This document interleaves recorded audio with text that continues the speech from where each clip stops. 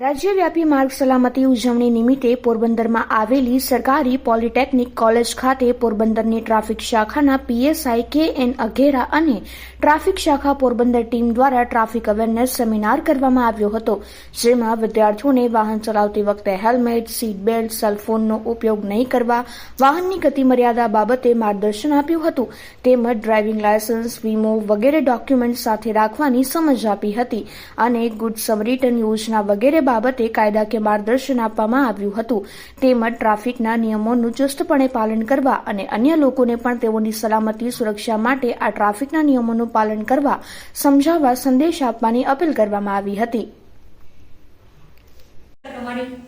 વાહનોની ગતિ મર્યાદા હોય છે, રોડ ઉપર પણ એટલાની સ્પીડમાં વાહન હલાવવા બોર્ડ માર્કિંગ લગાવેલા હોય છે એ પ્રમાણે. અને હું તો વિશેષમાં એવું કહું છું, વાહન હંમેશા તમારાથી લિમિટમાં સ્લો જ ચલાવો. ભલે મેં એવું લખ્યું છે અહીંયા 50 સ્પીડ, તો ભલે તમે 40 માં ચલાવો તો સારું, એમાં કંઈ ખોટું છે? તમારી સુરક્ષા માટે જ છે. એટલે વાહન હંમેશા ગતિ મર્યાદા પણ લિમિટમાં રાખો, કારણ કે અચાનક ગમે ત્યારે તમે કોઈ ઘણી વખત રસ્તાથી અજાણ હોય છો, તમને ખ્યાલ ન હોય એ રસ્તો, અને રેગ્યુલર તમારો રસ્તો હોય તો પણ વાહન હંમેશા રેગ્યુલર નિયમમાં ચલાવો.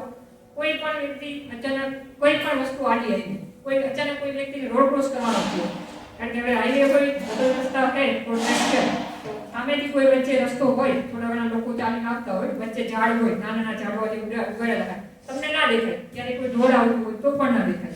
એટલે એ અચાનક વચ્ચે આવે, તમારી સ્પીડમાં હોય તો શું હાલત થાય? સ્ટેરિંગ પરનો કાબુ ગુમાવી દેશો તમે.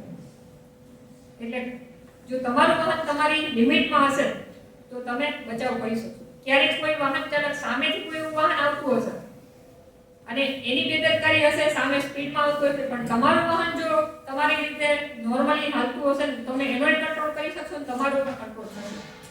એટલે સૌથી વધારે વાહનની ગતિ મર્યાદા પણ એ પણ મહત્વનું છે તમારા માટે.